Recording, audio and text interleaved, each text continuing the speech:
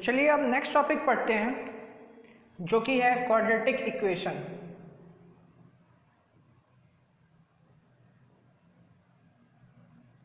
अब आप सोच रहे होंगे कि ये टॉपिक तो हमने 10th में भी पढ़ा है, तो ये टॉपिक हम फिर से कॉम्प्लेक्स नंबर में क्यों पढ़ रहे हैं। ठीक है, सही सोच रहे हैं आप। हमने 10th में एक फॉर्मूला पढ़ा था रूट्स निकालने का, -b plus minus √b² minus 4ac upon 2a। हम मानते थे कि एक क्वाड्रेटिक इक्वेशन है ax² plus bx plus c, यही हम मानते थे।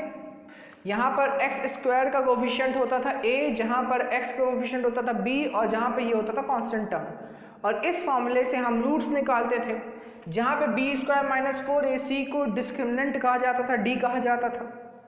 याद करिए हम 10th में जब भी b² माइनस 4ac की अलग से वैल्यू निकालते थे और इसकी वैल्यू अगर लेस देन 0 आती थी तो हम कहते थे it has no real roots, और हम आगे सॉल्व नहीं कर सकते।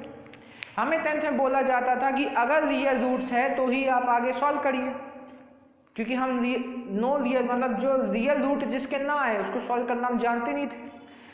अब वो घड़ी एकदम प्रेफरेबल है इस चीज़ के लिए। कैसे? क्योंकि अब हम इमेजिनरी क्वांटिटीज़ पढ़ रहे हैं, कॉम्प्लेक्स नंबर पढ़ रहे हैं जो कि रियल नंबर्स नहीं हैं।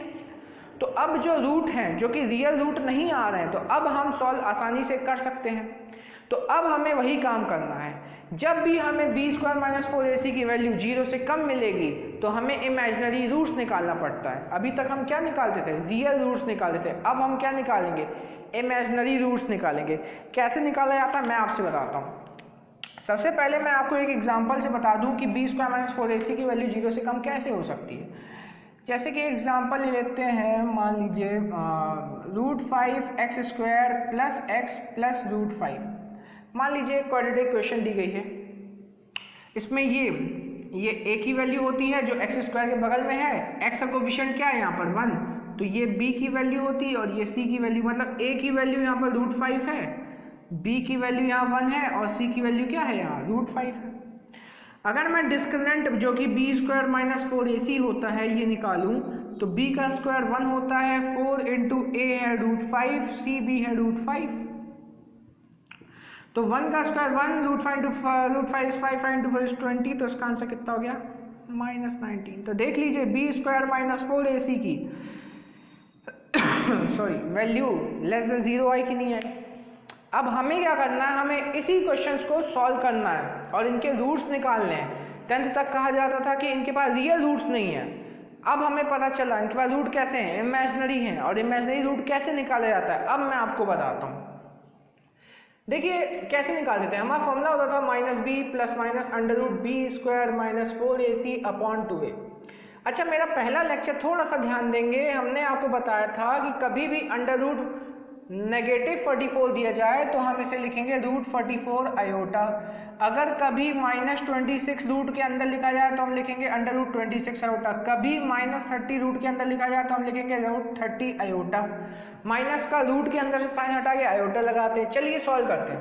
-b क्या है यहाँ पर 1 plus minus √b² minus 4ac, b² minus 4ac की हमने वैल्यू निकाली -90 अपॉन 2 इंटू a कितना है यहाँ पर √5,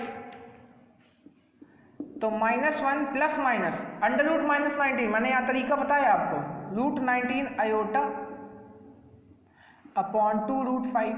तो ये आ गए हमारे रूट्स जो हम 10th में नहीं निकाल पाते थे। किसके फॉर्म में आए? आयोटा के फॉर्म में आए, मतलब इमेजिनरी रूट्स आए। चलिए और कुछ क्वेश्चन देख लेते हैं, शायद आप समझ गए होंगे हमें क्या करना है। √2x²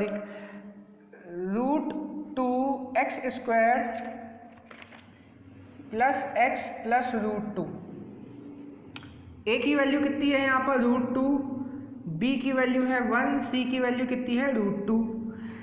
तो हमारा फॉर्मूला होता है -b plus minus √b² minus 4ac upon 2a।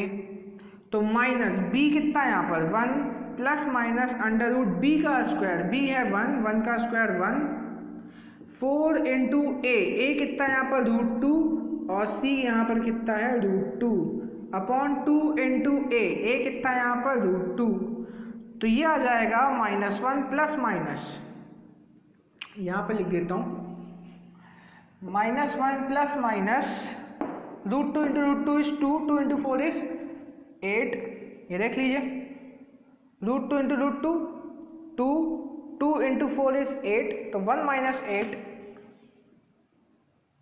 Upon 2a 2 √2, तो यह आ जाएगा -1 प्लस माइनस √1 माइनस 8 क्या होता है √-7 अपॉन 2 √2, और इसको मैंने आपको बताया था √-7 को लिखा जाता है √7 आयोटा अपॉन 2 √2।